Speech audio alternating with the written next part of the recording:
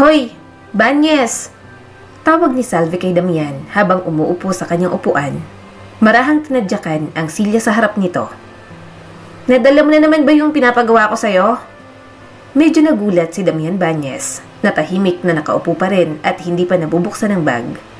Payat ito, maputi na parang hindi nasisikatan ng araw at mas matangkad pa si Salve. Laging lumulundo ang salamin nito sa ilong, masyadong malaki para sa mukha nitong maliit. Kumurap ang binata kay Salve, tapos inayos ang salamin gamit ang mabilis na kilos ng daliri. Oh, mamaya ibibigay ko sa yung project mo. Say present para ma-record kong attendance nyo, sabi pa ng teacher at nagsimula na. Jericho Aquino? Humalukip-kip naman si Salve, hindi nakikinig sa guro na nagsasalita sa unahan. Okay, maganda yung dapat ha. Baka ginagawa mong pangit kasi labag sa loob mo. Bumuntong hininga naman ito. Mas maganda pang project mo kaysa sa akin. Ilang araw ko nang ginawa yun sa'yo, Salve. Minadali ko ang sa akin. Nanggigilt ka ba? Tanong niya pa. Umiling naman si Damian at kalmado pa rin ang mga mata. Hindi, sinasabi ko lang na hindi mo kailangan mag-alala dahil inaayos ko naman ang mga pinapagawa mo sa akin. Salve Ramos, saad ng kanilang guro. Anak ng barangay captain si Salve. Hindi siya basta dalaga lang. Medyo palaban at matapang din siya. Yun nga lang, may kaunting sama ng ugali. Ang biktima niya, walang iba kundi si Damian. Ang matalino, pandak at mahinang kaklase niya.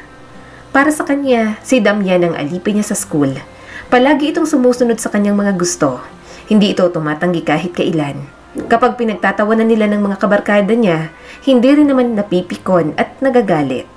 Muli niyang narinig ang kanilang teacher. Okay, so group work ngayon, 5 tanong ang kailangang sagutin at ipaliwanag. Page 103, alam niyo ng grupo niyo. Ngumisi si Salve, alam niya na. Siyempre, masaya siya dahil si Damian na naman ang magbubuhat ng grupo nila. Tahimik na hinila ni Damian ang upuan nito papunta sa gitna kung saan laging nagtitipon ang grupo nila. Sumunod si Jana, pati ang dalawa pa nilang kagrupo na kadalasang hinahayaan na lang sina Salve at Damian na umako ng lahat. Umupo si Salve, sumandal at pumapalakpak. O siya, alam mo nang gagawin. Kaya mo na yan, Damian. Tinapik niya pa ang balikat nito. Yumuko si Damian at nagsagot na agad. Pinanood ni Salve sandali ang binata. Nakakaramdam na naman ng inis na hindi niya maintindihan. Hindi dahil tahimik ito, kundi dahil sa pagtanggap nito. Hindi kumukontra at hindi rin umaangal. Hindi bumabawi si Damian kapag inuutusan ni Salve o pinagtatawanan ang boses nito. Sumusunod lang talaga si Damian sa kanya. Minsan, nagpapasalamat pa na parang ewan. Eto, ani Damian makalipas ang ilang minuto. Iniusog ang notebook papunta kay Salve. Sinagutan ko na pati na rin ang paliwanag. Kung gusto mong basahin. Siyempre ayoko, sabay tawa ni Salve. Ako na, kaya ko na tong i-report, baka mapagod ka. Tumango si Damian na para bang normal lang iyon. Good luck. Tinitigan niya si Damian. Hindi naman ito sobrang gwapo, maputla, payat, pero may kung anong seryoso sa paraan nito ng pagsusulat sa hindi pagtingin kapag nagkakagulo ang iba, sa pagpitik ng mga labi na parang may tinatago. Kapag siya lang ang nag-iingay o may ginagawa, sakalang mapapatunghay si Damian. Ngumiti ka ba? Tanong ni Salve. Napakurap si Damian. Oo naman, Salve. Ngumingiti naman ako. Bakit hindi kita nakikita ngumiti? Tanong niya pa. Kumunot ang noo ng binata. Bakit naman ako ngingiti kung wala namang nakakatuwa? Kung pangingitin mo ako, makikita mo talaga. Hindi alam ni Salve kung anong gagawin doon. Uminit ang leeg niya na hindi naman dapat. Tinitigan niya si Damian hanggang muling yumuko ito. Dapat sinisingil na kita. Bulong ni Salve. Natututo ka ng sumagot sa akin ha. Alipin kita, di ba? Pasensya na. Sagot nito habang namumungay ang mga mata. Sasagot ako kasi nagtatanong ka. At parang apoy, bumalik agad ang inis niya. Pwede bang minsan, huwag kang humingi ng sorry? Tumigil naman ito at muling nagsalita. Pasensya na ulit. Napairap si Salve. Napakamot naman si Damian pero hindi na nagsalita. Binuklat nito ang susunod na pahina at nagsulat na agad. Sumandal si Salve at pinagmamasdan ito. Masyado talagang kalmado ang binata. Parang kahit anong sabihin niya, hindi ito natitinag. Nakakainis para sa kanya yon. Karamihan ng lalaki, nagagalit o nagkakagusto sa kanya o di kaya'y umiiwas. Si Damian, parang manhid at walang pakiramdam. Bakit mo hinahayaan to? Tanong bigla ni Salve. Tumingala muli sa kanya si Damian. Ang alin? Nautusan kita, asarin, kopyahan, ipagawa ko mga projects ko. Kahit isang beses hindi ka tumanggi. Hindi ka marunong tumanggi, kaya kasalanan mo rin kung bakit alipin kita ngayon. Paninisin niya pa rito sa pinakapangit na rason na alam ni Salve. Napalunok si Damian at inayos ang salamin. Ayos lang kahit alipin mo ako. Okay lang kahit anong trato mo, basta sa akin lang, Salve. Nanlaki ang mga mata niya. Hindi niya alam kung nasa ng talino ni Damian. Kung makapagsalita ito, para bang hindi matalino at handang-handang magpauto sa kanya. Kahit ano pang gawin ni Salve, masama man o mabuti, parang tatanggapin pa ni Damian ng buong puso. Subalit mukhang malalaman niya na sa kabila ng lahat ng kanyang mga ginagawa kay Damian, hinahayaan pa rin siya nito. Isang araw, walang tao sa classroom. Tahimik maliban sa mahinang ugong ng electric fan na halos wala ring epekto sa init ng Mayo. Nakaupo si Salve sa ibabaw ng desk, nakatiklop ang mga binti at pinapaypayan ng sarili gamit ang isang Manila folder. Paalala mo ulit, bakit nga ba ako na-assign sa'yo? Sa harap niya, hindi tumitingin si Damian. Nakayuko ito, abalang naguguhit ng chart gamit ang ruler at ballpen. Habang seryosong ekspresyon, paulit-ulit bumababa ang salamin nito mula sa ilong. Dahil ikaw ang pumili sa akin, sagot naman ni Damian. Partner tayong dalawa kaya dapat nandito ka para alam mo rin ang gagawin bukas, kahit na ako lang ang gumagawa ngayon. Umirap naman si Salve. Hindi, pinili ko lang ang pinakamatalino. Nagkataon lang na ikaw yon. Pareho lang yon.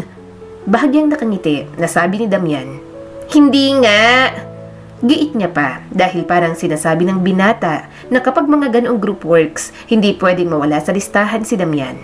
Hindi na ito kumontra at yon ang mas nakakainis para kay Salve. Walang pikon, walang sagutan, puro pagtanggap lang. Palaging nakakainis na kalmado si Damian pagdating sa kanya. Pinagmamasdan niya ito habang naiirita. Suot na naman ni Damian ang palaging maluwag na uniform. Maingat gumalaw ang mga daliri nito habang ginagawa ang activity nila. Napakalinis din ang sulat. Maganda rin ang handwriting na parang babae ang nagsulat. Hindi katulad ng sulat niya na parang kinahig ng manok. Grabe ka? Nerd na nerd ka? Bulong pa ni Salve. Saan mo ba nakuha ang talino mo? Matalino bang tatay mo? Hindi ba bus driver yon? Nasa na bang nanay mo? Sa kanya ka ba nagmana? Ewan ko, hindi ko alam. Sagot ni Damian at hindi pa rin tumitingin. Iniwan na ako ni mama nung 5 years old ako. Sumama na siya sa lalaking pinakasalan niya. May pamilya na siyang iba kaya kami na lang ng tatay ko.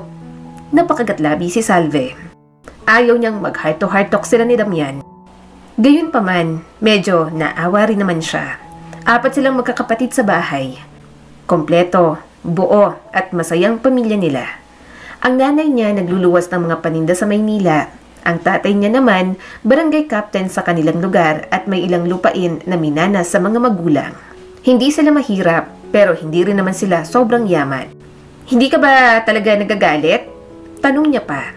Kapag inaasar kita, pinagtatawanan at nilalait, hindi ka napipikon. Hindi ka nagagalit. Dapat ba? Tanong pa ni Damian na parang hindi naman dapat pinoproblema yon. Masyadong mababaw ang ginagawa niyo ng mga kabarkada mo sa akin. Pinagtatawanan niyo kung ano-anong pinapagawa niyo sa akin. Pero ikaw lang naman ang pinapayagan ko. Kapag sila, tumatanggi na ako. Napipikon ako, naiinis din naman. Pero kaya kong kontrolin ang emosyon ko. Walang madudulot na maganda kapag padalos-dalos ako ng desisyon at magbibigay ng reaksyon. Hindi agad nakasagot si Salve. Hindi niya naman maitatanggi. Sa lahat ng mga kaklase niya, nakikita niyang pinakamature mag-isip si Damian. Hindi ito ang klase ng tao na susugod agad. Marunong itong mag-obserba, tumahimik, pero hindi niya maintindihan kung bakit sa kanya, willing na willing itong magpauto, magpaalipin at sumunod sa mga inuungot niya. Talaga? Napipikon ka? Naiinis ka? Bakit naman hindi halata? Nahihirapan ka siguro, hindi ka lang makapagreklamo. Saad niya pa at naningkit ang mga mata. Baka sinusumpa mo na ako sa utak mo niyan, ha? Mahinang tumawa si Damian. Hindi ako nagrereklamo dahil hindi naman ako nahihirapan. Sa wakas, tumingin ito sa kanya. May ngiti na sa mukha at sa unang pagkakataon, si Salve ang nawala ng sagot. Natameme siya kay Damian at hindi siya makapaniwala. Okay lang naman, sabi nito. Napakurap si Salve. Ano? Huwag kang ngumiti. Mas lalo pang ngumiti si Damian. Kahit wala kang ambag sa group work, masaya ako at mas okay sa akin na ikaw ang kasama ko sa mga ganito. Ako nga itong walang ginagawa. Ikaw ang gumagawa ng lahat. Sira ka ba? Bulalas niya pa. Sandali itong hindi nakasagot at mataman siyang tiningnan. Siguro nga, pero gusto ko pa rin na ikaw ang kasama ko. Kahit nakaupo ko lang dyan, kumakain at nakatunga nga, ayos na ayos lang sa akin, Salve. Bumagsak ang katahimikan sa pagitan nila. Hindi pa awkward pero papunta na roon. O baka papunta sa kung anong mas komplikado. Lumayo ng tingin si Salve. Inihagis ang folder at tumalon pababa ng mesa. Lumapit siya sa bintana, kunwaring interesado sa tanawin sa labas. May mga estudyanteng naglalaro ng patintero sa loob ng basketball court. Ang weird mo, sabi ni Salve sa wakas. Palagi kang mag-aalang kahit bastos ako sa'yo. Bakit? Ayos lang, basta sa akin lang. Sagot pa ni Damian. Lumingon siya rito at mas lalong naguluhan sa sinagot nito. Parang okay lang kay Damian na bastusin, sagutin, laitin at tapak-tapakan. Basta siya lang. At hindi niya namalayang isang hakbang na lang ang layo nito. Halos magdikit na ang mga sapatos nila. Bigla tuloy bumilis ang tibok ng puso ni Salve. Para kang timang? Naiinis niyang sabi rito. Anong klaseng isip yan? Marahang napalunok si Damian. Simula grade 7, magkaklase na tayo. Pinagtatawanan mo ako pero alam kong mabait ka naman. Kapag inaasar at pinagtatawanan mo ako, okay lang. Kapag mga kabarkada mong gumagawa nun, hindi okay sa'yo kasi gusto mo, ikaw lang. Mabait ka, kaya okay lang sa akin basta ikaw. Umawang ang bibig ni Salve. Tama naman ang sinabi nito. Gusto niya, siya lang ang magpapahirap kay Damian. Ayaw niyang pinapakialaman ito ng kanyang mga kabarkada. Alam niya kasi ang ugali ng mga ito. At mas matindi pa sa kanya, kaya ayaw niyang pinapakailaman ng mga ito si Damian. Wala rin yon. Ang feeling mo naman ano? Sinasabi mo ba na may special treatment ako pagdating sa'yo? Bulalas ni Salve. Hindi ko naman sinasabi na may special treatment ka sa akin. Medyo tinaas ni Damian ang kamay, parang aabutin siya. Alam kong palagi kang umuupo malapit sa electric fan kasi ayaw mong pinagpapawisan. Alam kong kunwari hindi mo pinapansin ang grades pero bumabuelo ang mukha mo tuwing mas mababa sa 90 ang score mo. Alam kong may baon kang spaghetti tuwing Webes dahil paborito yun ng kapatid mong bunso. Kaya pinagluluto kayo ng mama ninyo. Umawang ang bibig ni Salve pero walang lumabas na salita. Hindi siya makapaniwala na pati maliliit na detalye tungkol sa kanya'y alam na alam ni Damian. Alam ko, bulong pa ni Damian. Nagalit ang itsura mo tuwing nag-aalala ka. At bago pa siya makakilos, bago niya pa maihanda ang lahat, lumapit na si Damian. Namalaya niya na lang na naglapat na ang kanilang mga labi sa classroom at sila lang ang tao ng sandaling iyon. Mababaw, alanganin, halos hindi ramdam ang halik na yon. Sobrang bilis pa na parang isang segundo lang. Nang lumayo si Damian, bakas din ang gulat dito. Para bang hindi rin naman ito gustong humalik pero masyadong nadala sa damdamin. Sorry, Salve. Pero parang may sumabog sa loob niya. Kusang gumalaw ang braso ni Salve at sinapak ito sa mukha. Napaatras ito at sumalpok sa mesa. Anong problema mo, Banyes? Sigaw niya. Bakit bigla kang nang halik? First kiss ko yon. Napangiwi si Damian habang hawak ang pisngi na sinapak niya. Sorry, hindi ko sinasadya. Akala ko... Hinila niya ang kuwelyo ng binata. Hinalikan mo ako? Baliw ka na ba? Naghihina naman ang mga mata ni Damian at nagpadala lang sa kanya. Akala ko... Bumuka ang bibig ni Damian tapos muling isinara. Namumula ang mga pisngi nito. Mukhang hindi lang sa hiya, kundi sa kung ano pa. Pagsisisi, sakit, hindi na alam ni Salve. Akala ko lang gusto mo rin. Halos bulong na sabi ni Damian. Masama ang tingin ni Salve pero hindi tumitigil ang pagtibok ng puso niya. Bakit mo naman naisip yon? Dahil pinapagawa ko sa yung assignments ko? Dahil nilalait kita araw-araw? Manya ka, Damian, layuan mo nga ako? Dumaan ang sakit at takot sa mga mata nito. Sorry, hindi ko na uulitin. Sorry, nadala lang. Mapait ang mga salitang binitiwan niya, pero hindi niya binawi. Hindi niya kayang bawiin.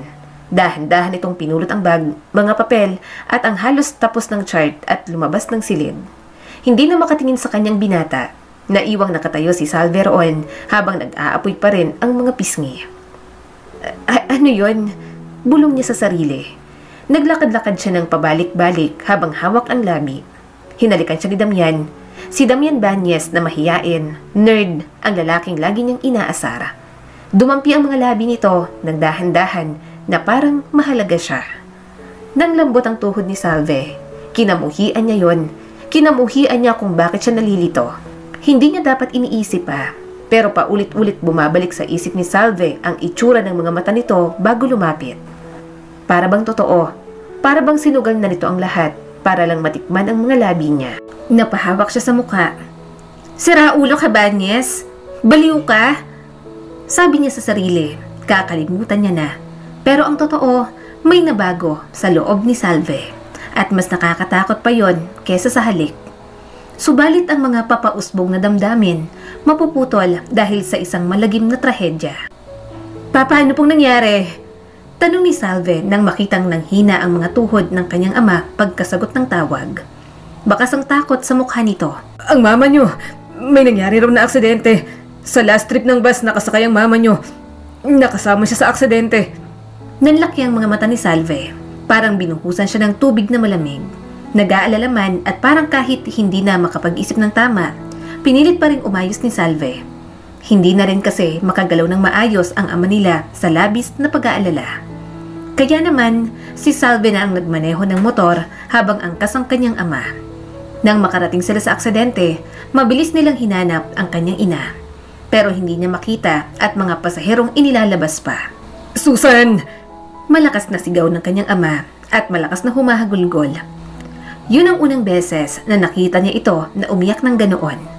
"Diyos ko! Susan, gumising ka!" Sinapo ni Salve ang bibig at sunod-sunod na umagos ang mga luha.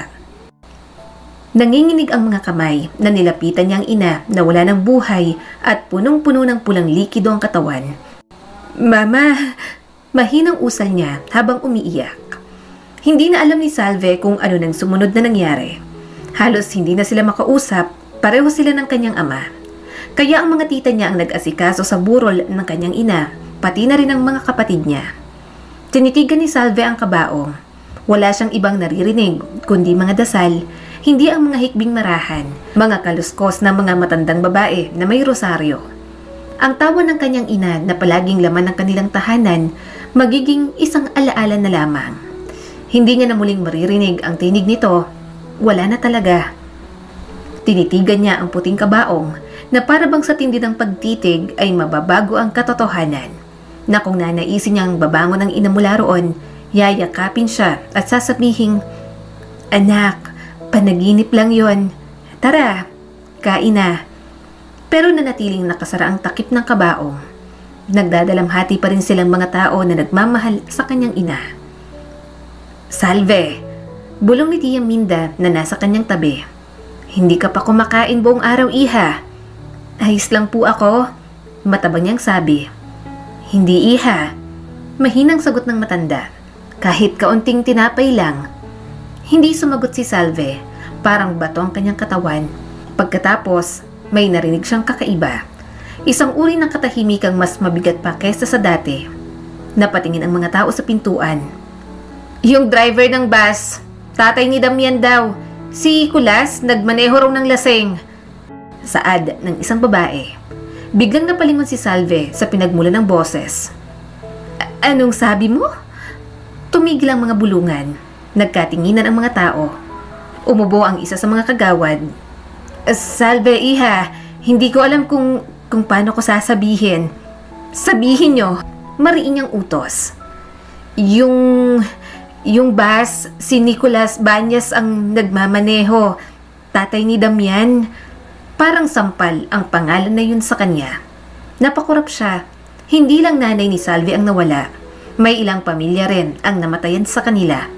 Samantalang iba, nagpapagaling na sa ospital. Siya Siya ang pumatay kay Mama? Dahil sa kanya? Basag-basag na ang kanyang boses. At nasaan siya? Buhay pa rin? Hindi ba't nakaligtas ang driver na yon? Walang sumagot sa kanya. Pilit siyang pinapakalma ni Tia Minda. Umiiyak ng kanyang mga kapatid dahil sa reaksyon niya. Siguro, ganun talaga. Ganun kapag may nawalang importante at mahal sa buhay. Nasaan siya? Singhal ni Salve. Nasaan yung halimaw na yon? Hinawakan siya ng kanyang ama. Anak, umiling ang kausap ni Salve. Iha, kumalma ka lang. Huwag mo akong sabihang kumalma. Sigaw ni Salve at napahagulgol na. Nasa kabaong ang mama namin. Buhay pa yung tatay niya. Siyang may kasalanan sa kapabayaan niya, kaya may mga nasaktan at mga namatay. Kaya bakit buhay pa rin ang walang hiyang yon? Ano, mabibilang gulang ba siya? Kulang pa yon. Tumahimik pa rin ang kanyang ama, pero nakuyom na ang mga kamao nito. Lumapit siya sa kabaong at malakas na umiyak. Kung pwede niya lang ibalik ang buhay ng kanyang ina, gagawin niya. Kahit ano, ipagpapalit niya, basta maibalik lamang ito sa kanilang magkakapatid. Salve, saad ni Tia Minda at dahan-dahang inabot ang braso niya. Aksidente raw. Hindi raw gumana ang preno. Aksidente? Sigaw muli ni Salve. Bakit buhay po sa... Bakit? Buhay po ba si Mama? Hindi ba't ililibing natin siya? Bakit hindi yung pamilya nilang nasa kabaong? Bakit hindi ang driver na yon? Siyang nagpabaya. Tumulo ang mga luha niya. Mainit, galit at hindi mapigilan. Nang hina ang tuhod ni Salve, napaluhod sa tabi ng kabaong at patuloy na humahagulgol. Dapat may magbayad. Bulong ni Salve. Dapat nagbabayad para sa ginawa nila kay Mama. Niyakap siya ni Tia Minda. Magbabayad sila. Hindi mo kailangang mag-alala. Mabibilanggo siya pero sana mahanap mo pa rin ang kapatawaran sa puso mo. Wala namang may gusto sa nangyari. Lumipas ang mga araw, inilibing ang kanilang ina. Nakikita niyang nagluluksa at nalulumbay ang kanilang ama, pero pinipilit nitong magpakatatag para sa kanila. Kaya yun din ang ginagawa ni Salve kahit nandoon pa rin ang sakit at galit. Isang araw, namalengke si Salve. Wala na silang stock, walang ibang gagawa nun dahil abala ang kanyang ama sa barangay. Parang dati, nanay niyang namamalengke, nagluluto at nag-aalaga sa kanila. Pero ngayon, si Salve na ang kumikilo sa bahay. Lahat sila, namimiss ang ilaw ng tahanan, pero hanggang alaala na lang talaga ang kanilang mababalikan. Habang dala ang bayong, malungkot niyang tinahak ang palengke kung saan suki na ang kanyang ina. May mga tendera na nakikiabot ng pakikiramay at binibigyan na lang din sila ng mga libre o pa sobrang mga binibili niya. Para bang kahit paano, gagaan ang loob ni Salve roon. Sa kalsada, malapit sa kanto ng maliit na grocery store, nakatayo si Damian Banyes sa tabi ng lumang tricycle. May dala itong duffel bag na nakasukbit sa balikat. Ang tita nito, abala sa pakikipag-usap sa driver tungkol sa pamasahe. Mukhang paalis na si Damian. Humigpit ang kamao ni Salve. Huling nabuhay ang kanyang galit para sa tatay nito. Tumawid siya ng kalsada hanggang ilang hakbang na lang ang layo niya rito. Napatingin si Damian sa kanya at umawang ang mga labi nang makita siya. Nakita niya sa mukha nito ang paghihina, sakit at pangungulila. Hoy! Nanginginig ang boses na sigaw ni Salve. Napalunok si Damian at hindi makatingin sa kanya. Kumusta ka na? Natawa siya ng mapakla. Kumusta ako? Napailing ang tita ni Damian. Iha, alam kong galit ka sa tatay ni Damian pero walang kasalanan ng pamangkin ko. Huwag kang mag-alala. Aalis na siya rito dahil kukunin ko na siya. Nasa bilangguan na rin ang kapatid ko. Kaya sana huwag niyong idamay si Damian sa galit ninyo. Namumugto ang mga mata ni Damian. Hindi pa nag-aahit kaya may konting balbas at bigote na. Mga bata pa sila pero mukhang mama na talaga ito dahil sa stress. Mas maliit ito kesa sa naaalala niya. Parang lumiit sa bigat ng lahat ng nangyari. Pero wala siyang pakialam. Ikaw? Singhal ni Salve. Hindi pinansin ang mga sinabi ng tita ng binata. May mukha ka pang tumayo dito na parang hindi winasak ng tatay mong lahat. Umawang ang bibig ni Damian. Salve, huwag mong banggitin ang pangalan ko. Sigaw niya at halos tumulo na ang mga luha. Ang tatay mo ang pumatay kay mama. Tumakas pa talaga't nagpahabol sa mga pulis. Siguro tinulungan mo magtago muna, no? Pinahirapan niyo pa kami habulin ng hustisya. Umiling agad si Damian at bakas ang sakit sa mga mata. Hindi ko alam na tataka siya. Tatay ko siya at mahal ko. Pero alam kong kailangan niyang pagbayaran ng ginawa niyang kapabayaan. Dinuro ni Salve si Damian. Hindi ako naniniwala sa'yo. At ikaw? Ano, tumatayo ka lang dyan? Tahimik? Mukhang kawawang tuta? Parang ikaw pang biktima? Nangislap ang mga luha sa mga mata ni Damian. Sorry. Umagos ang mga luha ni Salve. Nakakatawang yun din ang sinabi nito nang huli niyang makita ng araw na hinalikan siya nito. Pagkatapos, yun din ang sasabihin sa kanya ngayong paalis na ito. Pinapanood na sila ng mga tao kung paano galit na galit siya sa anak ng dahilan kung bakit hindi niya nakapiling pa ang kanyang ina. Alam niyang tatatak sa lahat ang araw na yon, subalit wala na siyang pakialam. Pero hindi tumigil si Salve. Tatay mo ang nagmaneho ng bus. Patay na si mama. May iba ring namatay dahil sa kapabayaan ng tatay mo. Pasensya na, sabi ni Damian habang umaagos na rin ang mga luha nito. Salve, sorry. Lumapit siya at itinulak ang dibdib nito. Wala kang karapatang humingi ng tawad. Walang kahit ano na pwede mong gawin para mapatawad kita. Umalis ka na rito. Hindi na kita gustong makita kahit kailan. Kapag tumitingin ako sa'yo, kasalanan ng tatay mo ang naaalala ko. Nanghihina ang mga mata ni Damian at halos magsumamo na sa kanya. Salve. Mabilis siyang tumalikod. Hindi na siya iiyak dahil sa mga ito. Nang makuha niya ang bayong, nakita niyang sumakay na sa sidecar ng tricycle si Damian at ang tita nito habang yakap ang bag. Isang beses pa itong tumingin kay Salve pero umiwas na siya ng tingin. Umandar na rin naman ang tricycle papalayo. Habang umaalis ang mga ito sa barangay nila, naiwan sa hangin ng alikabok na parang kaluluwang ligaw. Bumalik si Salve sa bahay at mabigat ang bawat hakbang. Nabalitaan agad ng kanyang ama at mga kapatid ang nangyari kanina sa palengke. Gayunpaman, wala siyang sinabi. Umakyat siya pabalik sa kanyang kwarto at isinara ang pinto. Umupo siya sa sahig habang nakasandal sa likod ng pinto. Doon siya muling umiyak. Hindi niya na alam kung umiiyak ba siya para sa lahat ng puot at galit o umiiyak na lang talaga si Salve para sa binatang pinagtabuyan niya at alam niyang hindi na babalik. Pagkatapos ng lahat ng yon, sinikap ni Salve na magpatuloy sa buhay. Naging matatag silang mag-ama kahit wala na ang kanyang ina.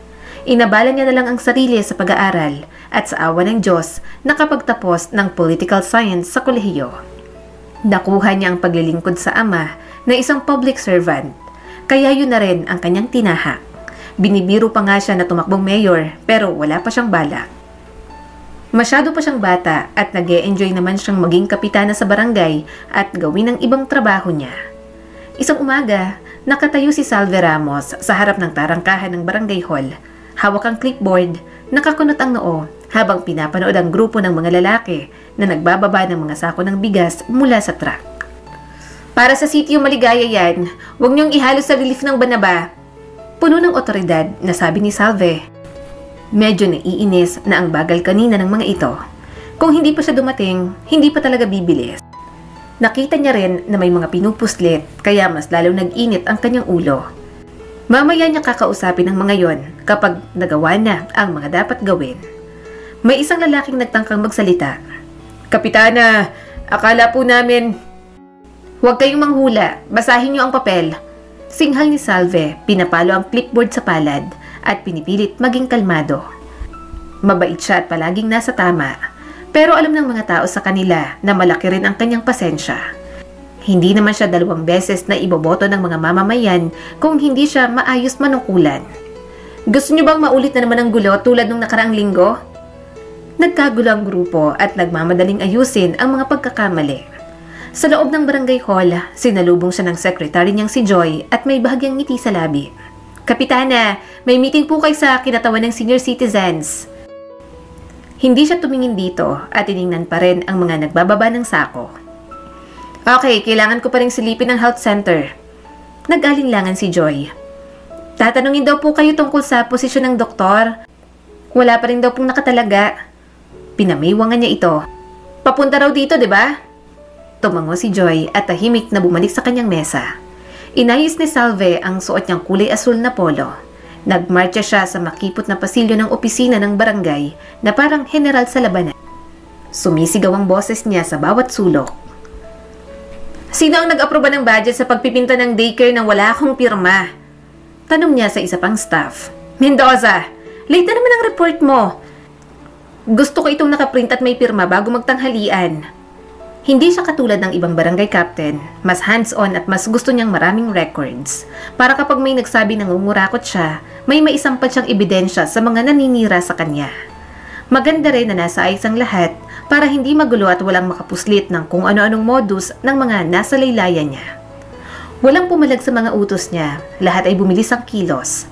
Kaya niyang makipagbiruan sa mga ito, pero batid din ng mga tao sa barangay na kapag trabaho, trabaho lang talaga at dapat seryosohin. Hindi naman siya palaging kinatatakutan. Pero pinaghirapan niya yon, bawat irap, bawat masungit na salita, bawat otoridad. Sinanay niya yon para hindi siya sinusinuhin ng sino lang. 27 pa lang si Salve, ang pinakabatang kapitana sa distrito. Hindi dahil inasam niya ang kapangyarihan, kundi dahil may kailangang ayusin matapos ang kalat na iniwan ng dating kapitan. Katiwalian, pagkantala, kalahating patakarang sablay at mga waiting shed na halos gumuho na. Siya na lang ang naiirita, kaya tinatawanan siya ng kanyang pamilya. Kaya nang biniro si Salve na siya na lang ang tumakbo, mas lalo siyang tinawanan nang mag-file na siya ng candidacy. Pero mas natawa ang mga tao sa kanila nang siya ang manalo. Bandang hapon, may kaguluhang nangyari sa labas ng opisina. Isang tanod ang mabilis na pumasok. Kapitana, dumating na po ang bagong supply para sa health center. Napakunot ang noon niya.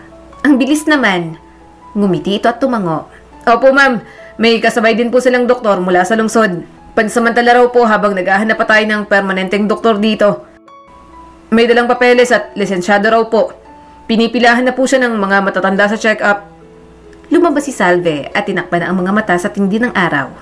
Nasa tapat lang ng plaza ang health center, may pila ng mga residente sa labas at halatang sabik ang mga bulungan. Lumapit si Salve roon. Sa loob, may lalaking nakaputing coat na marahang ipinapatong ang stethoscope sa likod ng isang matandang babae. Kalmang boses nito, magalang, may pamilyar na tono na kilalang kilala ni Salve. Kapitana! Bulalas ng isang matanda nang makita siya at hinaplos pa ang kanyang braso. Habang tumatagal, lalo kang gumaganda, Kapitana. Baka gusto mo na ng asawa. Pwede ang aking apo. Napatingin sa kanila si Damian na abala sa pagsusulat ng ireresetang gamot. Tumaas ang mga kilay nito at muling bumalik sa trabaho. May ibang nagbubulungan, lalo na ang mga may alam kung anong nangyari noon sa aksidente at pagsigaw niya sa palengke. Ipapakilala kita sa aking apo. Si Man yon. Nakangiti pang sabi ng matanda sa kanya. Tumingin si Salve sa matanda. Sige po, pabisitahin nyo na lang. Biglang malakas na tumikhim si Damian. Parang hindi na ito mapakali. Malikot ang mga mata nito at hindi na maayos ang pag-check up. Doc, tapos na po ba? Tanong ng pasyenteng nasa harap nito. Umawang ang bibig ni Damian at nagpatuloy sa pagsusulat. Saglit lang. Wait lang po. Mas tumangkad, malinis ang gupit ng buhok. Pero katulad noon, mukha pa rin kalmado. Ilang taon ang lumipas, sinabi niyang ayaw niya na itong makita.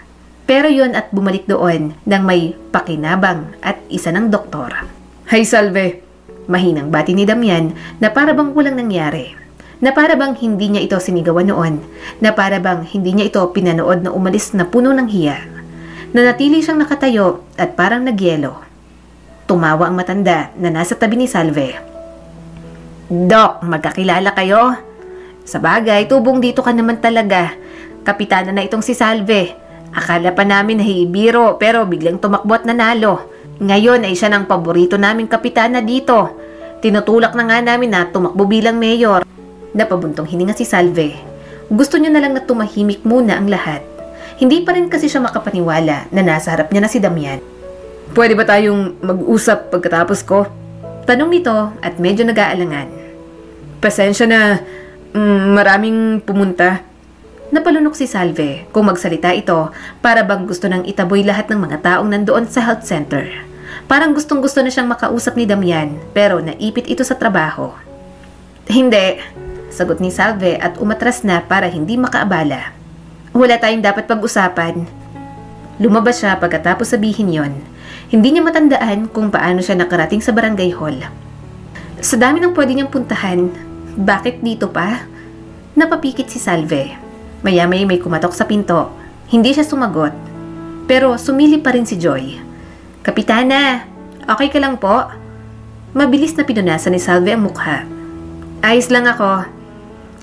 Nag-fax po yung clinic ng appointment letter ng doktor.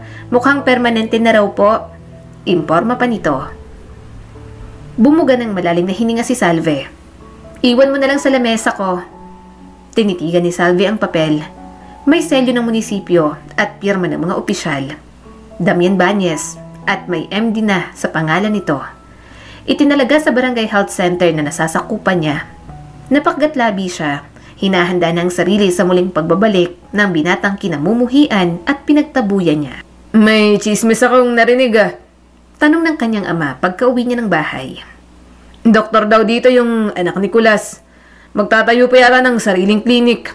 Narinig ko, binasted mo raw. Matinding nagsalubong ang mga kilay ni Salve. San mo naman po napulot ang chismis na yan? Anong binasted ko? Hindi naman po yun nanliligaw. Saka kung manligaw man po ay wala naman akong pakialam. Tumangot-tango naman ang kanyang ama at hindi na umimik. Inabala nito ang sarili sa pag-aayos ng kotse nila. Kahit hindi problema, naging problema na kay Salve. Hindi niya maintindihan kung bakit kumakalat sa kanila na nililigawan siya ni Damian. Alam namang mortal silang magkaaway ng lalaking yon. Alam din ng lahat, lalo na ng mga kabatch nila, na talagang hindi maganda ang pagtrato niya noon kay Damian bago pa man ang aksidente. Kasama pa rin ba sa galit mo sa mga Bañez si Damian? Tanong ng kanyang ama. Hindi agad nakasagot si Salve.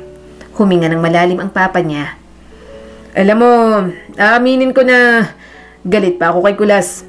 May bigat pa rin sa aking dibdib dahil sa nangyaring aksidente noon. Walang may gusto nang nangyari noon. Kaya napatawad ko na si Kulas. Pinagbayaran niya na ang kanyang mga ginawang kasalanan. Sa susunod na taon, lalaya na siya at wala na akong anumang galit na nararamdaman. Pero bakit ang galit mo kay Damian? Bakit parang nananatili pa rin? Wala naman siyang kasalanan, anak. Hindi nakasagot si Salve. Hindi niya rin alam kung bakit ganoon ang kanyang nararamdaman. Siguro dahil guilty lang siya sa galit na ipinamalas niya sa pang-aalilan niya rito noong mga bata pa sila. Kahit kailan, hindi naman siya naging mabuti kay Damian. Kaya bakit kailangan pang maglapit ang kanilang mga landas? Siya nga pala, anak. Kailan ka ba magdadala ng boyfriend mo rito? Kahit manliligaw wala. Sabi pa ng kanyang ama. Hindi napigilang umismid ni Salve. Hay nako papa, bakit ka po ba naghahanap ng wala? Natawa naman ito at umayos ng tayo. Aba naman, mag-asawa ka na. Gusto ko rin naman ng apo. Bawasan mo yung kasungitan mo para naman magkaroon ka ng asawa. Napairap na lang siya. Nandun na naman sila sa usapan na magkaroon ng nobyo. Ni wala siyang panahon para lumandi. May mga nagpaparamdam pero masyado siyang abala, kaya nababaling ng atensyon ng mga ito sa iba. May nirereto sa akin si Aling Gloria, Papa. Titingnan ko, seaman daw. Baka magustuhan ko. Imporma na lang ni Salve para may maisubong impormasyon sa kanyang ama. Ngumisi naman ito at humalakhak. Ayaw mo sa doktor? Nakaputi rin yun. Masama niya itong tiningnan. Ano pong doktor? Hindi ko po manliligaw si Damian. At walang kung ano po sa amin. Tama na po ang pagdedeliryo ninyo. Mas lalong humalakhak ang papa niya. Itong batang to, wala naman akong sinabing pangalan. Ang daming doktor na tinutukoy ko. Yung anak ni Amelia na nasa Maynila. Pati rin yung anak ni Greg na nasa ibang bansa. Ikaw naman ang nagsabing Damian. Ewan ko sa'yo, Papa. Pumasok na lang si Salve sa loob ng bahay. Kahit na naaasar siya, masaya pa rin si Salve na nakarecover na sila mula sa lahat ng nangyari. Nakakatawa na ulit sila at muling nagpapatuloy sa buhay kahit wala na ang mama nilang magkakapatid. Sa mga sumunod na araw, nagpatuloy ang trabaho ni Salve bilang kapitana. Lahat ng dapat gawin, inaayos niya. Gayunpaman, ang pinakaayaw niya ay kapag may meeting kasama ang health workers na kanilang barangay. Ibig sabihin, nandoon din si Damian. Iniiwasan niya ang pumunta sa health center kahit isang kanto lang ang layo sa barangay. Pakiramdam niya, kapag nakita niya si Damian kahit isang segundo lang, masisira na agad ang araw ni Salve. Punto bilang 6 sa ating agenda. Anunsyo ni Joy habang kinakabahan na lumilinga sa paligid ng mesa. Ay ang panukalang palawakin ng serbisyong pangkalusugan mula kay Dr. Damian Bañez. Halos hindi man lang tiningnan ni Salve ang kopya ng panukala. Nabasa niya na yon ng 2 beses kagabi, habang galit na nagsusulat sa gilid ng papel ng mga komento tulad ng walang pondo. Maingat niyang ibinaba ang folder. Paikliin na lang natin to. Nasa tapat niya si Damian, walang bakas ng pawis sa noo, walang kaba sa kilos. Mukhang mabango habang siya parang lagkit na sa sarili dahil maghapong nasa labas kanina. Doc, sabi ni Salve rito, pwede mo bang ipaliwanag kung bakit sa palagay mo kaya ng barangay na ito ang 3 ulit na dami ng libreng konsultasyon, mag-hire ng komadron at bumili ng 2 pang BP monitor? Naiintindihan ko ang pangamba sa pondo, panimula ni Damian habang kalmado ang tinig. Pero hindi ito tungkol sa luho. Tungkol ito sa maagap na pagtuklas ng sakit bago lumala. Sa ngayon, karamihan sa mga residente ay iniiwasan ang pagpapakonsulta dahil sa pamasahe o bayad.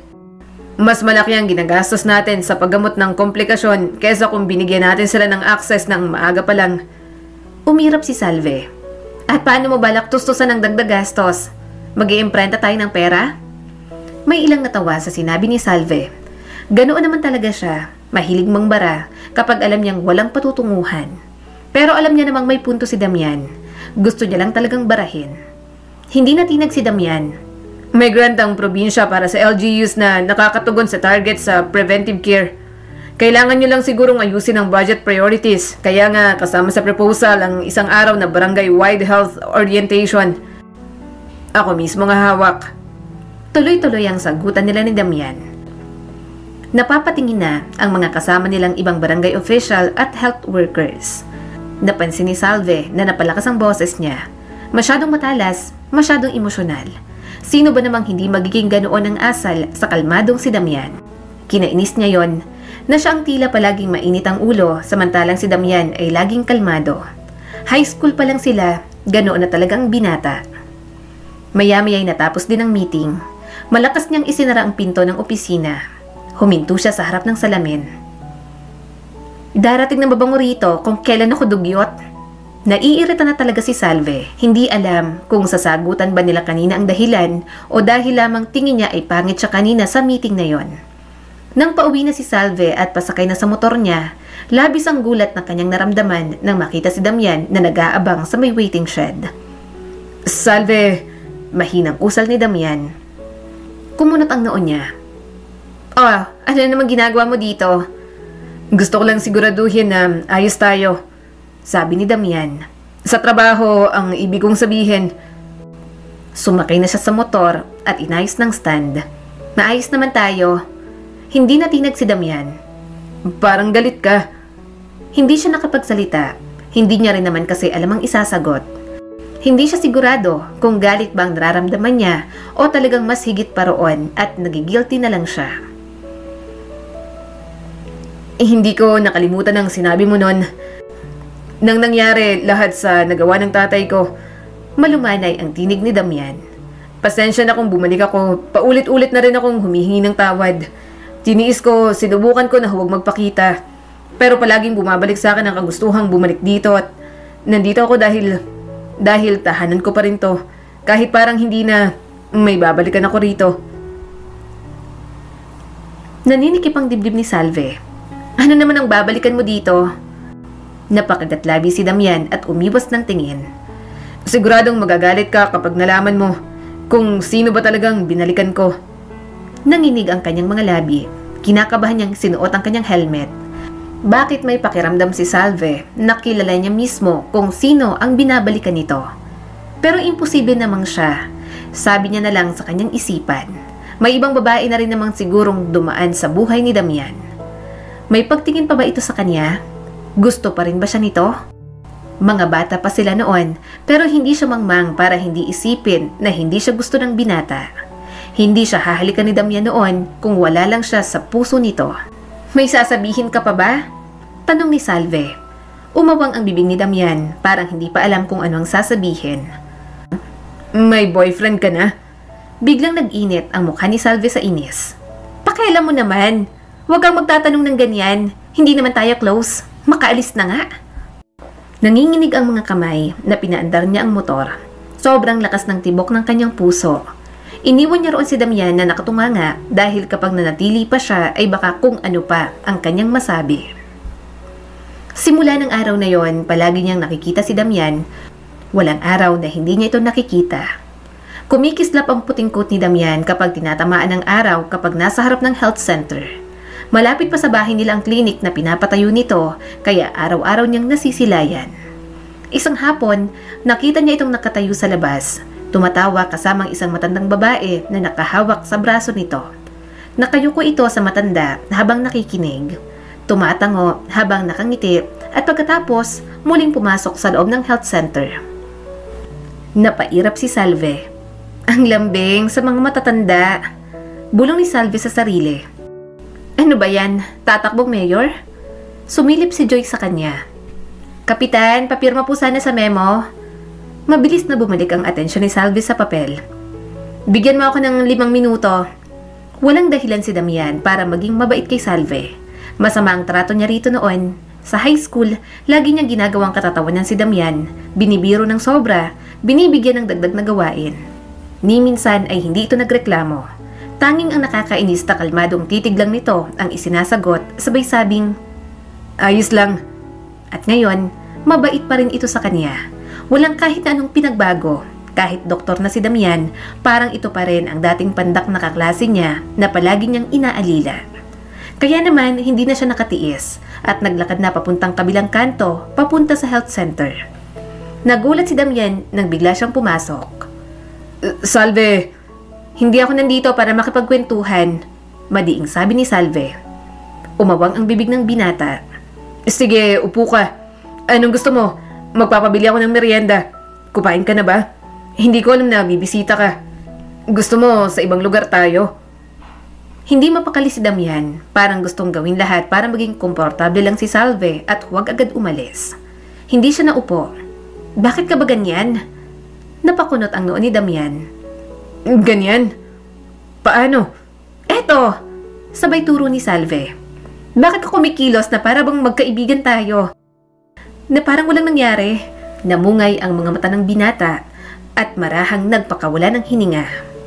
Ganito naman talaga kita itrato. Mas gusto kong totoo ka. Totoo naman ako. Mahinang sagot nito. Hindi. Pino ka masyado kang kalmado. Masyado kang mabait.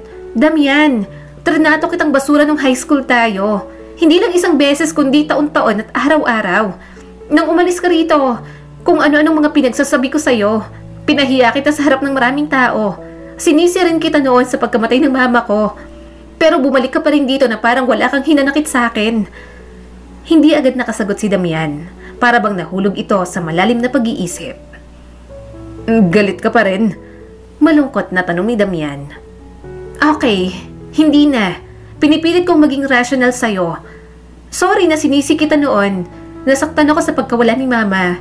Bata pa ako at nagpapadala sa lahat ng emosyon ko. Kaya sa akin, kahit paano nakaget over na sa mga nangyari dati, ang hindi ko lang maintindihan, bakit ang bait mo pa rin? Hindi mo ba tanda? Naging malupit ako sa'yo. Hindi ako kailanman naging mabait sa'yo, Damian. Hindi ba yung nakakainis? Hindi mo ba naaalala? Ha? Tanong pa ni Salve. Maingat nitong inilapag ang ballpen na hawak at matamang tumingin sa kanya. Kahit ano namang gawin mo, hindi naman ako maiinis. Napakurap si Salve. Ano? Baliw ka ba? Paano kapag sinapa kita ngayon? Ngingiti ka pa rin? Ha? Bahagyang natawa si Damian. Oo, pero sana wag na. Masakit kang sumapak. Solid ang kamao mo, Salve. Sinaman niya ito ng tingin. Huwag kang tumawa. Hindi normal to. Dapat galit ka. Dapat kinamumuhian mo rin ako. Hindi ko maintindihan kung bakit hindi ka nagagalit. Tahimik siyang tinitigan ni Damian saka nagsalita. Noon, lagi kong iniisip yung mga araw sa eskwela. Kung dapat ba akong lumaban. Kung mahina ba ako dahil hinahayaan kong mangyari. Napayuko si Salve. Mas galit ako sa sarili ko nun kesa sa'yo. Mahina nitong sabi. Maingay ka, tahimik ako. At yung katahimigang meron ako sa sarili ko, halos sirain ko para sumaya ka lang. Nanlaki ang mga mata ni Salve sa kabaliwan ni Damian. Iniisip niya pa kung paano ito naging doktor sa lagay na yon. Pero naalala ko rin, patuloy ni Damian, na kapag hindi mo ako inaasar, inaaway, pinagtatawanan, naiinis ako. Kasi gusto ko kahit ano mula sa'yo. Gusto ko ng atensyon mo, kaya kahit inaaway mo ako, masayang masaya pa rin ako. Pero nabago lang simula nang mangyari ang aksidente. Nang sinugod mo ako at pinagtabuyan, parang gusto ko na lang lumuhod, magmakaawa na huwag kang magalit sa akin, na huwag mo kong awayin at ipagtabuyan, Salve. Umiwas ng tingin si Salve. Ilang beses niya nang namura ang sarili niya sa kanyang isipan. Iniisip niya kung ilusyon lang bang lahat ng yon, na may isang tao na kaya siyang itrato katulad ng pagtratong pinapakita ni Damian ng sandaling iyon. Umatras si Salve, hindi na kinakaya ang mga usapan nila. May trabaho pa ako. Tumango si Damian. Salve, hindi mo kailangang pilitin ang sarili mo na patawarin ako. Sorry na itinanggi ko sa'yo dahil takot akong mas lalo kang magalit sa amin. Tama ka, tinulungan ko si tatay na tumakas para hindi mahuli ng mga pulis nun. Bata pa lang din ako dati. Mahal ko rin ang tatay ko at hindi niya naman ginusto ang nangyari. Tumulo ang mga luha ni Salve. Alam niyang totoo yon. Tinulungan nitong itakas ang ama. Gayunpaman, kung siyang nasa posisyon nito, baka yun na lang din ang kanyang gawin dahil sa labis na pagmamahal. Walang kahit na sino ang makapagsasabi sa kayang gawin ng isang tao para sa kanilang mahal sa buhay. Nagpatuloy muli si Damian. Alam ko may hinanakit at galit ka pa. Naintindihan kong nararamdaman mo nang mamatay ang mama mo. Pero sana dumating ang panahon na mapatawad mo ako ng bukal sa kalooban mo. Gusto ko mapatawad mo ako, hindi dahil napatawad na rin si tatay o ako ng ibang tao, kundi dahil mismo ikaw, kaya nang patawarin kami sa lahat ng mga kasalanan namin. Hindi na siya sumagot at lumingon pa. Lumabas si Salve na malakas ang kabog ng dibdib. Hindi niya alam kung alin ang mas nakakagulo sa kanya. Pero isa lang ang sigurado, alam niyang paunti-unti niyang bubuksan ang puso para sa kapatawaran. Dahil sa mga ginagawa ni Damian, pati ang mga tao sa paligid nila, curious na rin sa nangyayari. Na pati ang pambubuli niya noon kay Damian, talagang kumalat na rin sa mga matatanda sa kanila. Nagsimula ang mga bulong-bulungan, parang usok na dahan-dahang kumalat. "Kapitana," sabi ni Joy sa kanya habang kinakalikot ang laylayan ng kanyang blouse. "May mga sinasabi po tungkol sa'yo. Palagi namang may chismis." Malamig na sagot ni Salve. Marahan naman itong tumango. "Tungkol po kay Doc Damian, may mga nagsasabing binubuli niyo raw siya noon sa school. Sabi raw palagi mo po siyang tinatawag ng kung ano-ano. Ipinapagawa mo po lahat ng mga group projects sa kanya." Hindi nagbago ang ekspresyon ni Salve, pero tila may bumigat sa dibdib niya. "Eh ano ngayon? Hayaan mo na sila. Wala lang talagang mapag-usapan ng mga matatanda dito." Napangiwi si Joy. "Wala naman po.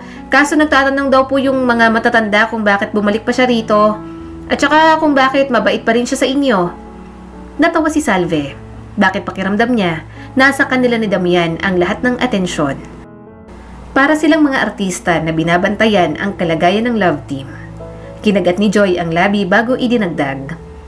"Tinanong daw po ni Aling Letty mismo, bakit hindi kanya isinumbong noon pa?" Uminit agad ang mga pisngi ni Salve. "At ano raw ang sagot? Ang dami mong alam ah." Medyo natawa si Joy. "Pasensya na po, yung mama ko po kasi sobrang chismosa. Numero 1 palagi. Sabi raw po kasi ni Doc Damian, gusto niya raw po palagi ang atensyon mo noon pa man. Kaya parang kumakalat din na may gusto po sa inyo si Doc." Natigilan si Salve sa ginagawa. Parang may lumukso sa dibdib niya at tila kumaripas ng takbo. Kumunot ang noo niya. Iniisip kung gusto ba ni Damian na malaman ng lahat ang nararamdaman nito para sa kanya noon pa man. Pagsapit ng hapon, parang ugat na ang mga chismis. Sa bawat madaanan ni Salve na kumpul ng tambay, napuputol ang usapan. May isang matandang lalaki na bahagyang ngumiti at tapik ang balikat niya. Mga bata pa kayo nun, Kapitana. Huwag mo nang dibdibin. Saad pa nito. Tumayo siya ng pilit. Sa tindahan, hindi siya matingnan ng tendera sa mata. Hindi niya namalayan na nasa harap na pala siya ng malapit ng matapos na klinik ni Damian. Hindi yung plano, parang kusang dinala siya ng mga paaroon. Pareho silang nagulat sa isa't isa nang lumabas si Damian. Kapitana, masiglang bati nito. May kailangan ka ba? Napanguso si Salve. Ano namang pinapakalat mong chismis? Umismid si Damian. Sumagot lang naman ako ng tinanong. Hindi ko naman alam na kakalat sa buong barangay na gusto kita. Napabuntong hininga si Salve. Inamin na rin ito na gusto siya. Gayunpaman, may mga bagay o issue na hindi pa rin naayos sa kanila, kaya wala pa rin naglalakas loob. Humalukip-kip si Salve. Bakit mo sinabi? Nang sinabi mo pa lang na gusto mo palagi ang atensyon ko, binigyan mo sila ng ideya. Anong klaseng kahinaan ang ipinagmamalaki mo? Napakurap si Damian. Siguro, kahinaan nga. Kahinaan kita. Nang hina ako nang nagalit ka at ipinagtabuyan ako. Pero hindi ko naman ikinakahiya na malaman ng kahit na sino na gusto kita. Saka baka sakaling kapag alam nila, wala nang magtangka. Nanlaki ang mga mata ni Salve. Parang sinabi na rin nito na binabakuran siya nito. Na parang okay lang na hindi muna niya ito mapatawad basta wala munang kahit na sinong lalaki ang magiging asungot. Huwag mong romantisahin yung ginawa ko. Baliktarin man natin ang mundo. Naging malupit pa rin ako sa'yo. Mariin niyang sabi. Masama ako nun. Pinahirapan kita. Kaya hindi ko maintindihan kung ano bang nagustuhan mo sa akin. Kaya ngayong hinuhusgahan si Salve, hindi niya naman masisi ang mga tao. Totoo naman kasi na naging malupit siya. Pero bata pa siya noon at hindi na ganoon si Salve ngayon. Alam niyang may sakit pa rin sa kanyang puso dahil sa aksidenteng nangyari noon sa kanyang ina. Subalit hindi ibig sabihin na ipagpapatuloy niya ang mga nagawa noon kay Damian noong mga bata pa sila. Hindi ko alam kung paano babawi. Oo, galit ako dahil sa mga nangyari sa nakaraan. Pero ang pagiging malupit ko sa iyo nung high school, alam kong walang tamang rason para doon. Kailangan kong humingi ng tawad dahil hindi magandang tingnan yon. Sabi niya pa rito. Umawang ang bibig ni Damian na para bang yon ang unang beses na nakita nitong mabait siya. Namungay ang mga mata nito at marahang napalunok. Umiwas ng tingin si Salve at napakagat sa labi. Kalmado pa rin ang mukha ni Damian at mas naging malambing ang boses. Hindi rin ako naghihintay ng sorry, Salve. Masaya naman ako noon kahit pinagmamalupitan mo ako dati. Gusto ko yun. Gustong gusto. Sinamaan niya naman ito ng tingin kaya hindi napigilang tumawa ni Damian. Sira ulo ka, hindi na ako ganon, kaya dapat hindi mo na ako gusto. Hindi na napigilan ni Damian ang ngiti. Kahit ang sama ng ugali mo dati, gustong gusto na kita. Paano na lang kapag naging mabait ka na sa akin, Salve? Baka hindi na ako makaahon pa. Mababaliw na talaga ako. Sa mga sumunod na linggo, naging maingay at masiglang Barangay Plaza. Health and Wellness Day iyon, isang proyektong pinag-usapan at inaprubahan. May kasamang libreng konsultasyon, masasayang boost at isang programang pang-entablado. Tumatawat paikot-ikot ang mga bata sa paligid habang ang mga matatanday abala sa pagpapacheck up ng presyon at pagbisita sa mga nutrition corner. Hanggang sa biglang isang matinis na iyak ang sumabog sa kalagitnaan ng tanghaling tapat. Napalingon si Salve roon. Malapit sa water station, may batang nakabulagta sa lupa at humahagulgol. May dugo sa tuhod at hiwa sa noo, kaya hindi matigil ang pag-agos ng dugo. May umiiyak na nanay na tila nabigla rin at takot na takot. Tabi! Tabi ako na! Sigaw ni Salve. Ang bata, mga 6 o 7 taong gulang, nanginginig sa yakap ng ina. Lumuhod si Salve sa tabi ng mga ito. Anong nangyari? Natisod siya sa maluwag na tiles sa kanto. Umiiyak na sabi ng ina. Tumamang ulo niya. Dumudugo. Isang kalmadong boses ang pumagitna. Padaan. Ako nang bahala. Lumuhod si Damian sa tabi nito. Binuhat at dinala sa loob ng tent. Nagsuot ito ng bagong gloves mula sa kit. Matatagang ekspresyon at hindi natataranta ang binata. Nanonood lang si Salve habang banayad na iniangat ni Damian ang baba ng bata. Sinuri ang sugat gamit ang sanay na mga kamay. Laceration sa anit, mababaw lang. Pero kadalasan mukhang mas grabe dahil sa dami ng dugo. Mahinang sabi ni Damian. Pwedeng makahingi ng malinis na gas at salin. Salve, Kapitana. Hawakan mo ng maayos ang mga kamay ng bata. Nangangalmot siya. Hindi na nag-isip si Salve. Hinawakan agad niya ang nanginginig ng mga kamay ng bata habang maingat na nililinis ni Damian ang sugat. Umiyak ng malakas ang bata pero hindi na gumalaw. Maayos ang paghinga kanina bago nadapa. Walang hilo, walang pagsusuka. Tanong ni Damian sa ina. Saglit na tumingin pataas. Umiling ito habang umiiyak. Wala po. Tumakbo lang siya. Mabuti. Tatahiin ko tong sugat niya. Magre-reseta ako ng mga kailangan mamaya. Mabuti na lang at malapit ang kliniko dito. Huwag kang mag-alala. Magiging maayos siya. Seryosong sabi ni Damian. Napatitig si Salve sa binata. Hindi lang dahil sa tono nito. Hindi lang dahil sa bilis ng kilos, kundi sa lambing. Parang sagradong bagay ang bawat galaw ng kamay ni Damian. Pagsapit ng hapon, matapos ang programa at pag-alis ng mga tao, nagpaiwan si Salve malapit sa clinic tent. Nasa loob pa si Damian, tahimik na kinakausap muli ang ina ng bata. May mansyang coat nito at bahagyang basa ang buhok sa pawis. Pero nakangiti pa rin ang binata na parang walang bagay na kayang magpagulo rito. Okay ng anak ninyo, ani Damian. Panatilihing tuyo lang ang sugat. Salamat, Dok. Buong pusong sabi ng ina. Hindi ko alam kung kanino kami lalapit kanina. Ang bilis ninyo. Sanay na. Simpleng tugon ni Damian. Napalingon si Salve sa ibang direksyon. Ang huling beses na nakita niyang natataranta si Damian ay noong high school pa. Noong sinagawa niya ito sa harap ng lahat. Noong ginawang kontrabidang binata dahil ang ama nito ang nagmamaneho ng bus na naging dahilan ng trahedya. Ayos ka lang? Tanong ni Damian habang nag-uunat. Bahagyang tumango si Salve. Hindi ko inasahang ganyan kakagaling. Napangiti si Damian.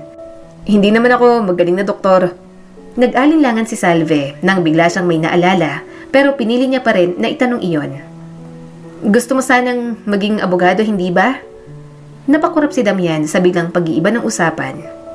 Ano? Marahang tumawa si Salve. Nung high school tayo, naalala ko sabi mo yun nung career day, gusto mong ipagtanggol ang mga tao, makikipag-debate sa korte at magsusuot ng mga formal na damit. Napangiti rin si Damian. Grabe, akala ko wala ka namang pakialam nun. Lagi ako nakikinig, bulong ni Salve. Kahit na malupit siya rito noon, attentive naman si Salve sa mga bagay tungkol dito. Hindi niya alam kung bakit ganoon. Pero nakakatawang naiinis siya rito noon pero natututunan niyang mas kilalanin pa.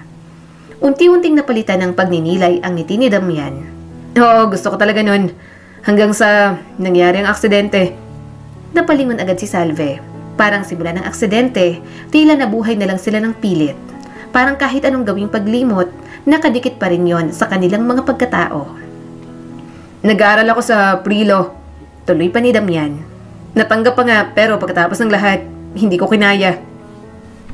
Bakit? Humugot ito ng malalim na hininga. Dahil kay Papa. Dahil sa mga namatay. Dahil sa mga tingin ng tao. Galit sila kay tatay kaya nadamay na rin ako. At naiintindihan ko naman yun. Marami kayong nawala ng mahal sa buhay. Wala namang tamang rason para ipagtanggol ang tatay ko. Lasing siya nang nagmaneho. Alam niya sa sarili niya yon at masakit tanggapin na nagawa niyang pagkakamaling yon. Nakatitig si Salve sa harap. Medyo naninibago pa na unti-unti nang nabubuksan ang mga nangyari noon. Lahat naman sila nabubulag na sa mga nangyari noon dahil sa tindi ng emosyon. Lahat ay nadadala sa mga masasakit na nangyari na halos puro emosyon na lang ang pinapairal noon ng mga nasaktan at nawalan. Hindi nila tuwirang sinabi. Dagdag ni Damian at mas mahina ng boses. Pero ramdam ko ang bulungan. Ang biglang pagtahimik. Pagpasok ko sa isang silid, titigil ang usapan. Yung mga guro, hindi na umingiti. May mga magulang na ayaw ipapo ang anak nila sa tabi ko. Para bang may dumi akong dala. Napakurap si Salve at marahang napalunok. Pakiramdam ko, wala akong silbi. Patuloy pa ni Damian. Iniisip ko kung naging abogado ako, mas lalo lang akong kaiinisan. Para bang pinipilit kong makalusot at ipaglaban lang ang tatay ko para mabawasan ang kaso. Na parang hindi ko rin binayaran ang kasalanan ng tatay ko. Tumingin si Salve sa binata. I'm sorry. Napangiti si Damian, isang malungkot na ngiti. Medisina ang pinili ko. Kasi pakiramdam ko, doon lang ako makakatulong. Gustong gusto kong bumalik dito. Pero gusto kong bumalik ng maayos at humingi ng tawad sa mga naging biktima ni tatay. Nagsisisi na rin naman kasi siya. Naging mahirap ang buhay niya sa bilangguan. At nagpapasalamat ako sa mga taong tinanggap at pinatawad na siya. Bahagyang kumibot ang mga balikat ni Damian. Sa simula, wala akong hilig sa pagiging doktor. Hanggang isang araw, isang lalaki ang bumagsak sa harap ko. Nagpanik ang lahat. Wala raw marunong. Namatay siya bago pa dumating ang ambulansya. At naisip ko, kung may alam lang ako, baka buhay pa siya. Doon ko naisip, kahit hindi ko maburang aksidente, kahit hindi ko mabawi ang ginawa ni Papa, baka kaya kong iligtas ang kahit na isang tao. Tumingin si Damian kay Salve habang nangingilid ang mga luha. Kung magagawa ko yun, baka kahit papaano, mabawasan ang pakiramdam ko na may utang ako sa mga naiwang kasalanan ng tatay ko. Matamang tumingin si Salve kay Damian. Hindi na ito yung payat na binatilyong nanginginig ang kamay at alanganing ngumiti. Isa na itong lalaki ngayon, kalmado, buo, at may mga matang nakakakita ng higit sa sinasabi. Simula ng pag-uusap na yon sa pagitan nila ni Damian, bahagyang gumaan ang loob ni Salve sa tuwing nagkikita sila. Kahit paano, nawala na ang kaunting bigat. Isang araw, pauwi na siya mula sa trabaho.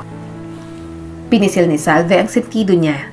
Isa na namang araw ng permits, reklamo, paglabag sa curfew, at yung matandang babae na nagsabing sinasaniban daw ang manok ng kapitbahay nito. Doon siya naloka kanina. Palak na sana siya ng pinto nang lumitaw si Damian sa may pintuan. Kailangan mo ng kape? Tiningnan ni Salve ang binata. Ganun ba ako ka-obvious na maraming nangyari sa araw ko? Ngumiti naman nang nakakapanatag si Damian. 17 ang buntong hininga mo kanina sa meeting kasama ko. Binilang ko. Nanlaki ang kanyang mga mata. Hindi naman. Ang OA mo. Palagi ka sigurong nakatingin sa akin. Kaya lagi tayong inaasar kasi sa tuwing nakikita mo ko para namang nauulol ka. Doc, inaaway na ako ng mga fangirls mo dito. Tumawa si Damian. Klase ng tawang sexy at parang nagdadala ng kiliti sa tiyan ni Salve. Bigla siyang kinilabutan. Mukhang nahuhulog na siya sa binata. Muling nagsalita si Damian. May bagong bukas na restaurant sa bayan. Restaurant ng kaibigan ko.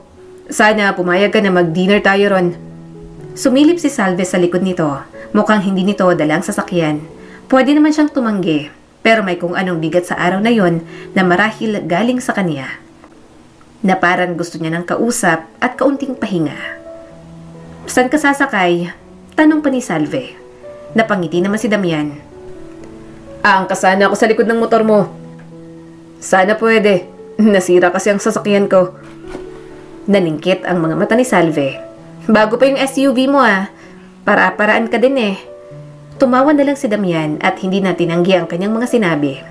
Lihim na lang din siyang natawa at hinayaan itong sumakay sa kanyang motor. Nang makarating sa sinasabing restaurant, maraming in-order si Damian para sa kanilang dalawa. Nag-usap sila ng kung ano-anong topic habang kumakain. Habang tumatagal, mas lalong nawawala ang bigat ng nakaraan sa pagitan nilang dalawa. Muling sumubo si Damian sa halo-halo nito. Marami ka pang hindi alam sa akin. Oo, marami pa nga. Siyempre sa school lang naman ang bonding natin. Inaaway pa kita. Kaya paano kita makikilala? Kaya nga nagtataka ako sa'yo. Bakit gusto mo ako? Natatawang sabi ni Salve. Humalakak din si Damian at parang normal lang na pinunasan ng amos ni Salve sa mukha. Bigla tuloy nag-init ang kanyang pisngi. Hindi pa sila pero iba rin magpakilig ang isang Dr. Damian Bañez. Sandaling nag-isip ang binata. Ayoko nang maulan na umaga. Nangarap akong maging magician dati nung 6 na taon ako. Kumakanta pa rin ako ng ABBA songs kapag mag-isa ako. Dancing Queen ang favorite ko. Humagalpak ng tawa si Salve. Ano? Dancing Queen? Seryoso ka ba? Mukhang lalaking-lalaki ka tapos yun ang taste mo? Mahinang tumawa si Damian at malambing siyang tiningnan. Naging paborito ko lang naman ang kantang yun dahil sa'yo. Nakita kitang sumasayaw na yun ang tugtog. Gandang-ganda ako sa'yo noon tapos sobrang lawak pa ng ngiti mo. Parang kang kumikinang sa mga mata ko ng gabing yun. Pakiramdam ko, doon na lumalang nararamdaman ko. Naibuga niya ang mga sagong kinakain. Sinamaan niya ng tingin ang binata, pero muli lang itong tumawa. Natatandaan niya yon. Minsan, hindi pa rin siya makapaniwala kung anong hangin ang nalanghap ni Damian at nagugustuhan siya ng ganoon. Medyo naiinis lang kasi mas matangkad ka. Tapos, nag-heels ka pa. Mas lalo tuloy akong pumandak. Nakangusong sabi ni Damian. Mabuti na lang, medyo tumangkad na ako. Akala ko talaga, hanggang doon na lang ang height ko. Baka maging dahilan pa para hindi mo ko lalong magustuhan. Uminom ng tubig si Salve. Wala naman siyang pakialam kung matangkad o maliit. Pero advantage na rin kung mas matangkad kaysa sa kanya. Basta ang mahalaga, mahal ni Salve at hindi siya lolokohin at sasaktan. Yun lang naman ang gusto niya sa isang boyfriend. Ikaw naman, ani Damian, magbahagi ka ng hindi ko pa alam. Nag-isip naman siya ng ibabahagi niya. Ano ba, wala naman masyadong espesyal sa akin. Kung anong nakikita niyo sa akin nun, ganun pa rin naman. Dati, nagsusulat ako ng tula. Feeling writer kasi ako. Napakurap si Damian. Totoo? Mukhang ayaw pang maniwala, kaya nakipagtalo na si Salve. Tamad lang siya pero may ulo rin naman siya. Hindi siya makakapagtapos sa kursong political science kung hindi rin naman pasok sa banga ang level ng talino niya. Pagkatapos kumain, nagpababa na muna sila ng kinain at gumala sa paligid. Naupo sila sa isang bangko malapit sa dulo ng palayan, kaunti lang ang layo mula sa bahay ni Salve. Gusto kitang makausap ng masinsinan, Damian. Pero bago ang lahat, hindi kita dinala dito para sa kung anong drama. Bulong ni Salve sa wakas. Kaya wag mong asahang may iyakan. Hindi ko kayang asahan yan. Sagot ni Damian at pilit itinatago ang ngiti. Inirapan ni Salve ang binata. Palagi kang mabait. Hindi ko maintindihan. Sumadal si Damian at mahinang tumawa. Hindi lahat ay kailangang may paliwanag. Napalunok si Salve pagkatapos tumingala. Maliwanag ang mga bituin ng gabing iyon. Patawad, mahinang sabi ni Salve, halos kasing hina ng ihip ng hangin. Lumingon si Damian sa kanya at bahagyang nakataas ang kilay. Marahan siyang pumikit. Sorry sa high school memories na binigay ko sa'yo. Sa kung paano kita trinato, pati kung paano kita sinisisi kahit tatay mo may kasalanan. Sinisi kita sa isang bagay na hindi mo naman ginawa.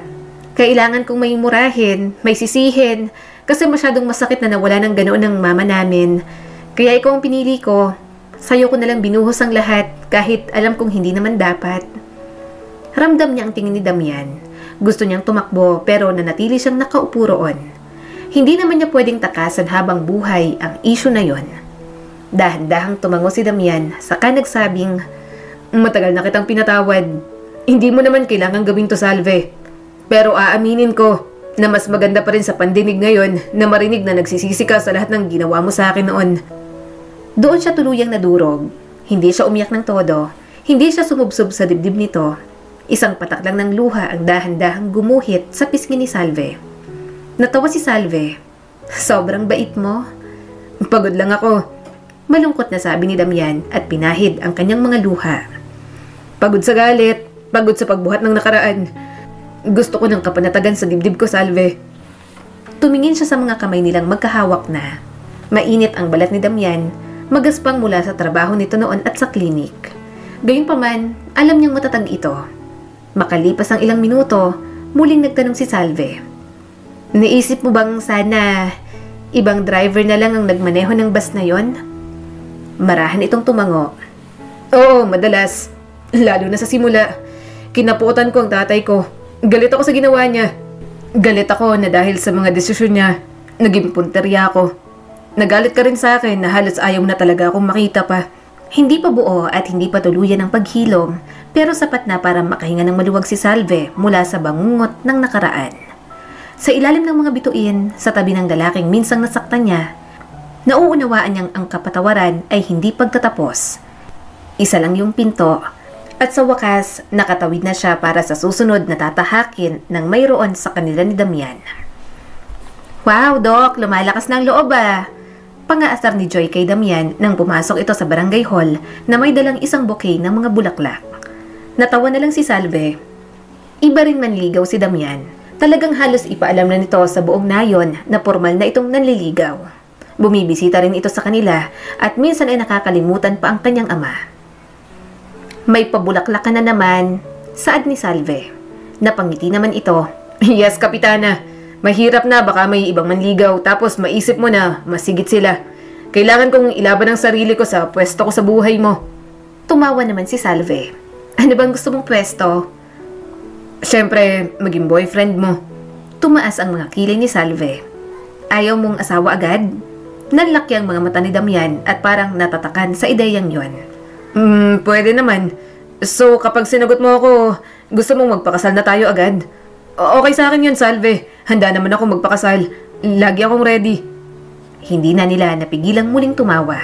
Buong maghapon na siyang kinulit ni Damian, pero pagkalipas ng ilang araw, sinagot niya na rin naman ito. Marami nang naaksayang panahon, ayaw niya nang patagalin pa kung mahal niya naman ang binata.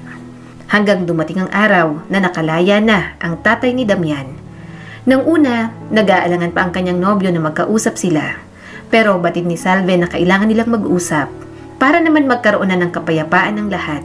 Alam niya rin naman na kahit may galit si Damian, mahal na mahal pa rin ito ang sariling ama. Kapitana, bungad ng ama ng kanyang boyfriend, paos at may pag-aatubili ang tinig. Hindi mo na po kailangang tawagin akong kapitana ngayon, sagot ni Salve at pinilit panatilihing maging matatagang tinig. Salve lang po. Yumuko ang ama ni Damian na bakas ng katandaan. Salve, sa tatay mo at sa mga kapatid mo na narito ako para humingi ng tawad sa lahat ng nagawa ko sa pamilya mo, sa nanay mo. Nung araw na yun, hindi ko na dapat minaneho ang bus. Uminom ako at naging pabaya. Kumuha ko ng mga buhay. Sinira ko ang sa inyo. Hindi agad sumagot si Salve. Tahimik lang naman ang kanyang ama. Kalmado ang mukha at nakikinig sa ama ni Damian. Maraming taon kong iniisip ang araw na yun. Dugtong nito at halos umiyak na sa kanilang harapan. Iisa akong duwag. Nasaktan ko rin ang sarili kong anak. Sinabihan ko siyang kalimutan na lang ako pero siya hindi niya ginawa. Bumukas ang bibig ni Salve at banayad ang tinig na nagsalita. Sinabi niya sa akin na binibisita ka niya, na dinadalhan ka ng pagkain, na tinatawag ka pa rin niyang tatay sa kabila ng lahat. Tumango ang matanda at pilit na pinigilang maluha. Mas mabuting tao siya kaysa sa akin. Salve, pakiusap. Huwag kang magalit sa kanya. Bata pa siya noon at wala siyang kasalanan. Alam ko po yun. Bulong ni Salve. Galit po ako sa'yo. Galit po ako kay Damian. Galit sa mundo. Nawalan po kami ng ina. Pero hindi na po kami galit, lalo na't hindi sa kanya. Kaya na rin po naming magpatawad. Namumuo ang mga luha sa mga mata ng matanda. Salamat. Mahal ko po si Damian. Wika ni Salve. Mahal ko po ang anak ninyo. Mahal niya rin po ako at ikakasal na po kami. Hindi pa namin inaanunsyo. Tinakpan ng matanda ang bibig habang nanginginig ang mga kamay. Salve, hindi ko alam ang sasabihin. Lumapit si Salve ng kaunti. Wala ka pong kailangang sabihin. Pero gusto po naming malaman mo na iniimbitahan ka po namin. Sana nandoon ka po dahil alam ko pong mahalaga po kayo kay Damian. Hindi ako karapat-dapat sa kabaitan ninyo. Umiiyak na sabi ni Kulas. Maya-mayay ang kanyang ama naman ang kumausap dito. Habang pinag-uusapan ang mga nangyari noon, hindi napigilang mas lalong umiyak ng tatay ni Damian. Nagyakapan ng dalawang matandang lalaki ng mahigpit habang pinapakawalan ang mga taon ng sakit sa bawat patak ng luha. Hanggang sa dumating ang araw ng kasal, nakatayo si Salve sa harap ng altar, suot ang simpleng gown na may lace. Sa tapat niya si Damian, mas matangkad, medyo naiilang sa barong, pero kitang-kita ang saya sa mukha nito. Maaari na kayong magpalitan ng panata, marahang sabi ng pari. Klinaro ni Damian ang lalamunan. Bahagyang nanginginig ang mga kamay habang hinahawakan ng sa kanya. Salve, minahal na kita mula pa nung high school tayo. Kahit pa sigawan mo ako, kahit pa suntukin mo ako sa braso dahil nakalimutan ko ang pangalan mo, na sinadya ko naman para lang mainis ka. Hindi ko talaga nakalimutan. Gusto ko lang marinig kang bigkasin mo palagi ang pangalan ko kapag tinatawag mo ako. Napasinghap si Salve. Ha? Totoo? Ngumiti si Damian. Ako ang nagtatanggal ng mga sintas ng sapatos mo nung flag ceremony para lang tumingin ka sa akin. Napamulat siya, tapos biglang natawa. Ang dami mong kalokohan. Natawa na siya sa mga inaamin ni Damian. Mas lalo niyang napagtanto na wala talagang katumbas ang pagmamahal nito sa kanya. Kinagabihan, sa isang maliit na resort na inireserba ni Damian para sa kanilang honeymoon, tahimik silang dalawa sa loob ng silid. Kinutkot ni Damian ang batok nito. Salve, may aaminin ako. Tumingin siya rito. Ano yon? Virgin pa ako. Napapikit si Salve, tapos dahan-dahang ngumiti. Talaga? Tumango naman ito at namumula. Oo, alam ko at nakakagulat. Doktor pa naman ako. Pero may alam naman ako kahit papaano. Kasi nga doktor ako. Alam ko naman kung saan dapat para ano. Tumawa siya dahil mukhang mag-aaral muna sila ng libro bago gawin ang dapat na gawin. Damian, virgin pa rin ako. Nanlaki ang mga mata nito. Ano? Mas lalo siyang natawa. Bakit ganyan ang mukha mo? Mas lalong nag-init ang mga pisngi nito. Akala ko dahil nagka-boyfriend ka.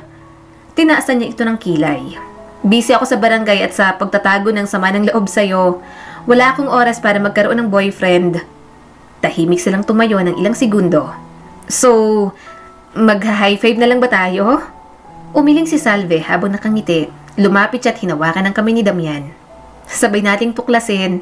Nahihiya ka pa asawa mo na ako. At dahan-dahan, binuksan niya ang mga botones ng damit ni Damian. Parang tumigil sa paghinga ang kanyang asawa. Nanginginig at pulang-pula pa rin. Nang abutin na ni Salve ang zipper ng kanyang gown, biglang nagsalita si Damian. Teka, ako ba, pwede ko bang hawakan? Natawa siya ng malakas. Sumabay si Damian, parehong nahihiya pero masaya. Nahulog ang mga damit sa sahig, kasabay ng mga tawa at pabulong ng mga salita. Hindi perpekto, hindi rin sweet at tawa pa sila ng tawa, pero alam ni Salve na pinag-isa na sila ng pag-ibig. Itinuturo sa atin ng kwento ni Salve at Damian na ang paghilom ay nangangailangan ng panahon. Pinaparating din sa atin ang kwento na huwag husgahan ng iba base lang sa kanilang nakaraan o sa pagkakamali ng mga taong konektado sa kanila.